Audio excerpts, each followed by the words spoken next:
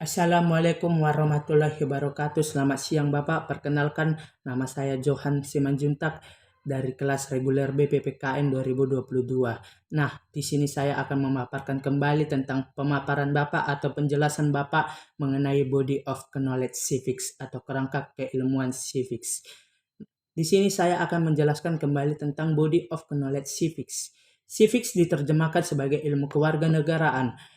Nah, PPKN itu sendiri adalah bidang atau program pendidikan. Setiap pendidikan itu ada ilmunya civics. Bagi suatu ilmu memiliki orientasi atau tujuan. Nah, tujuannya adalah suatu ilmu memiliki orientasi kajian ke arah pembentukan kualitas karakter warga negara yang baik dan cerdas serta dapat diandalkan.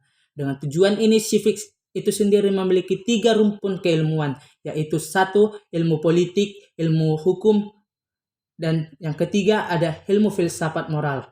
Karena ilmunya PPKN adalah civics dasar dan karena jurusan kita juga PPKN, maka harus ada dengan 3 rumpun tersebut. Seperti kita waktu di sekolah, di dalam pelajaran PPKN ada mempelajari tentang hak asasi manusia. Nah, kenapa kita belajar hak asasi manusia?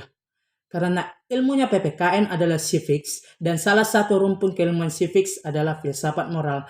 Karena hak asasi manusia ada hubungannya dengan moral. Tentu dari itu ada program PPKN. Karena PPKN sebagai program pendidikan ilmunya adalah civics dan civics adalah ilmunya PPKN, maka PPKN baik di sekolah SD, SMP, SMA maupun di perguruan tinggi harus mengikuti kerangka keilmuan civics tersebut seperti hukum, ada hukum pidana, hukum perdata dan lainnya. Dan di ilmu politik ada kewarganegaraan, ilmu negara dan lainnya juga. Dengan ketiga rumpun tersebut, maka rumpun keilmuan politik itu berfokus kepada perihal demokrasi. Maka seluruh mata kuliah yang tergolong ke dalam ilmu politik itu harus berfokus kepada muatan atau tentang substansi atau tentang demokrasi. Kalau ilmu hukum harus berfokus pada materi tentang penegakan hukum, dan juga ada filsafat moral yang berfokus pada keterkaitan dengan bagaimana nilai-nilai kehidupan. Tentunya nilai-nilai yang berpacu dengan Pancasila.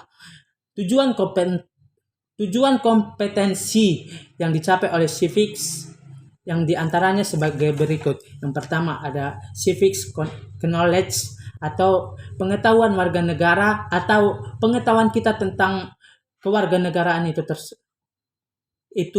Yang kedua ada civic skill atau keterampilan warga negara agar keterampilan ilmu kewarganegaraannya lebih bagus dan baik. Dan yang ketiga ada civic disposition atau warga negara yang berkarakter.